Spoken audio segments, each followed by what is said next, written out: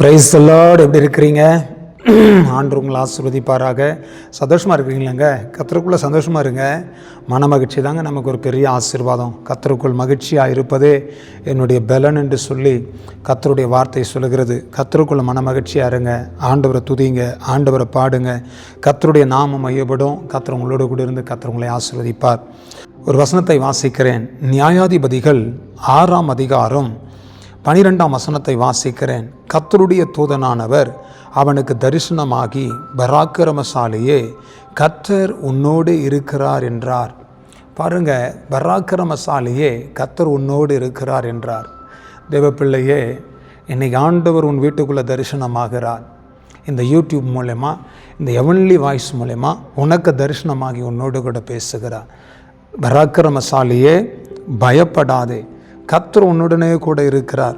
கர்த்தர் உன்னோடு இருக்கிறார். தேவனுடைய பிள்ளையே, உன்னோடு கூட அவர் இருக்கிறதுனால எல்லாவற்றிலும் வெற்றியும் ஜெயத்தையும் கர்த்தர் உங்களுக்கு தருவார்.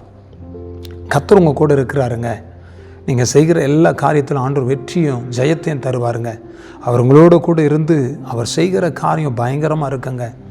நான் உன்னோடு கூட இருந்து நான் செய்யும் காரியம் பயங்கரமாக இருக்கும் என்று வேதம் சொல்லுகிறது. அவர் உன்னோடு கூட இருக்கிறார். மோசையோடு இருந்தார், யோசோவோடு இருந்தார், தாவீதோடு இருந்தார், யோசேப்போடு இருந்தார். வேதத்தில் நீங்கள் படித்து பாருங்கள். அநேகரோடு கூட கர்த்தர் இருந்ததுனால ஒரு பெரிய ஜெயத்தையும் வெற்றியும் ஆசீர்வாதத்தையும் சுதந்திரித்து கொண்டார்கள். கர்த்தருடைய வசனம் சொல்லுகிறது, கர்த்தர் உன்னோடு கூட இருக்கிறார்.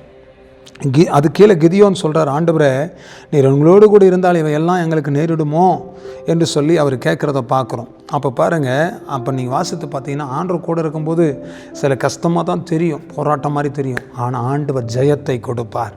நீங்கள் எப்போ பாரு என்னோட கூட இருந்தால் அதெல்லாம் நடக்குமான்னு கேட்காதீங்க. நடக்கலாம், நடந்து தீரலாம். ஆனால் கர்த்தர் வெற்றியாக மாற்றுவார்.